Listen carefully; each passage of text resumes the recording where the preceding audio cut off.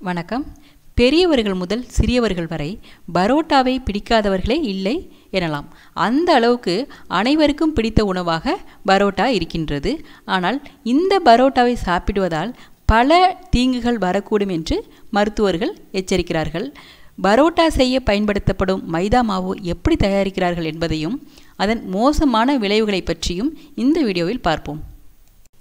முதலில் மைதா மாவு எப்படி தயாரிக்கிறாங்க என்பது பற்றி பார்ப்போம்.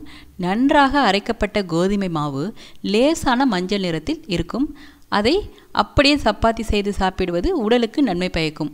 ஆனால் அதிலிருந்து மைதா தயாரிக்க கோதுமை மாவில் பென்சாயில் பெராக்சைடு என்னும் ரசாயனம் சேர்க்கப்படுகிறது. இந்த ரசாயனம் நம் முடியில் அடிக்கும் டையில் உள்ள ரசாயனம். இந்த நச்சு ரசாயனம் மாவில் உள்ள புரோட்டீன் சத்துடன் சேர்ந்து கணையத்தை சேதமாக்கி நீரிழிவு நோய் வருவதற்கு காரணமாகிறது. அது மட்டுமல்ல, அலோகான் என்னும் ரசாயனம் மாவை மிருதுவாக்க சேர்க்கப்படுகிறது. மேலும் artificial colour, mineral oil, saccharin சர்க்கரை, அஜினமோட்டோ போன்றவை சேர்க்கப்படுவதால் பரோட்டா இன்னும் அபாயகரமாகிறது. நார்ச்சத்து இல்லாத பரோட்டா நமது செரிமான சக்தியை அளித்து விடுகின்றன.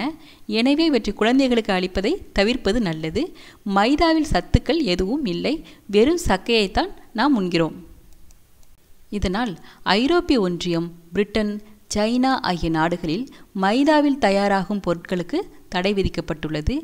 நீரிழிவு நோய் மருத்துவர்களும் இருதய நோய் மருத்துவர்களும் பரோட்டா சாப்பிடுவதை எதிர்த்து குரல் கொடுத்து வருகின்றனர்.